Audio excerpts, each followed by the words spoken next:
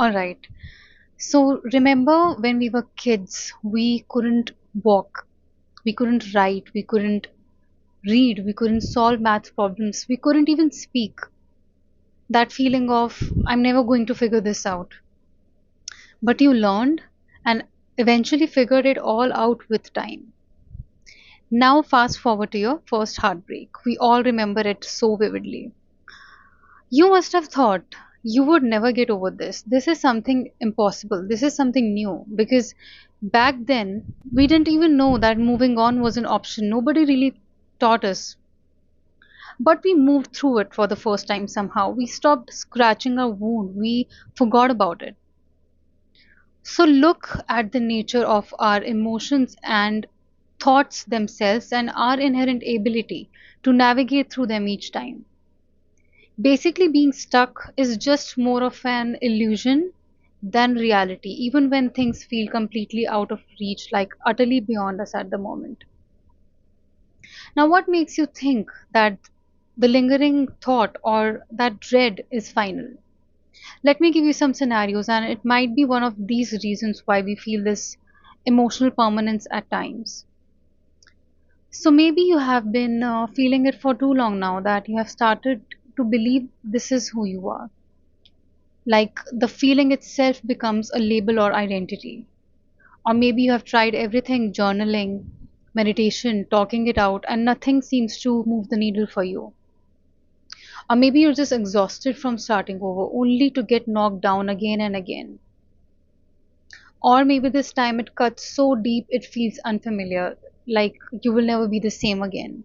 Or simply maybe you're just scared that letting go means losing a piece or part of yourself. It's like a familiar companion, even if it's a negative one, you just can't let them go in most cases.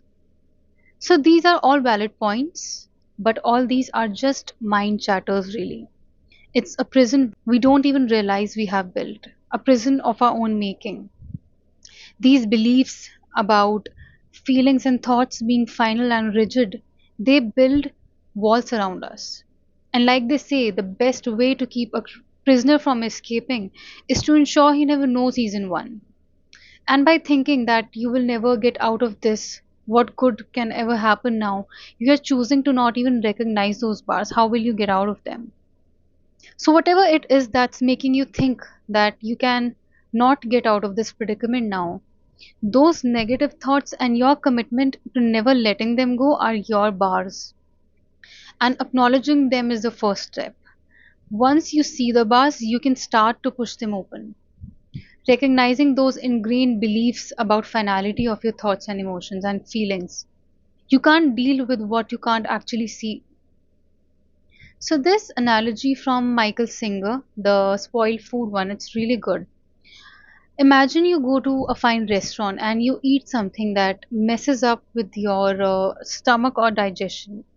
Would you then ask to take the leftovers home? Would you ask for doggy bags to carry it, eat it every morning so it keeps reminding you of how sick it made you?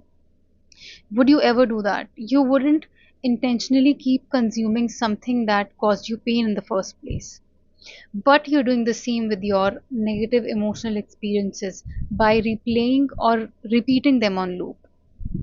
And it's understandable to ruminate about it for at least a good amount of time, to healthily process it, to move on fully.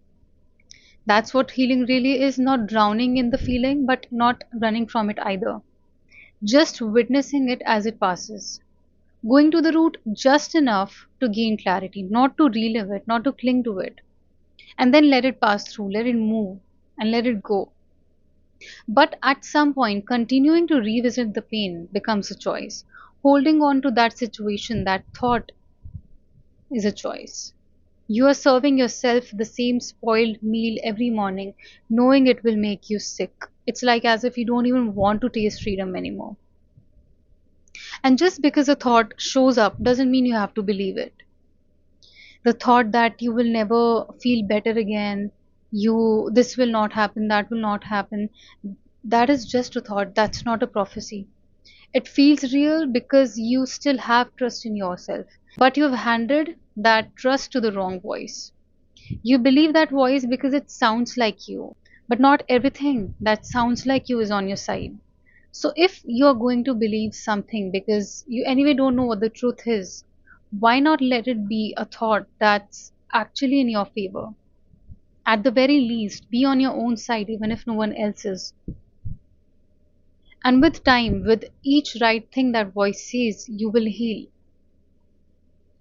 Now, another problem seems to be that how strange it is that we let pain and negativity bury itself deep into us, but let joy and positivity pass like a breeze. If I ask you to recall any bad or disheartening moment from your life, you will probably feel it in your chest. You may even relive it for a few seconds.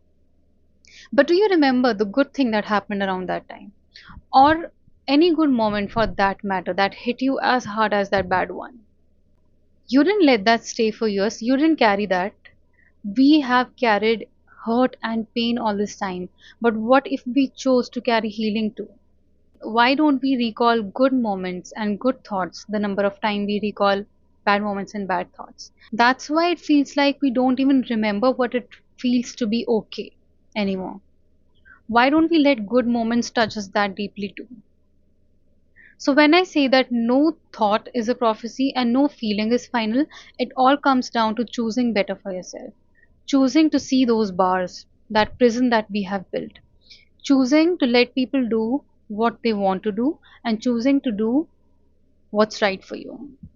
Choosing to feel that feeling and thoughtfully, not resisting it, but choosing to let it go when the time is right. So, when you start choosing better for yourself, you will see that thoughts are not fate and emotions are not forever.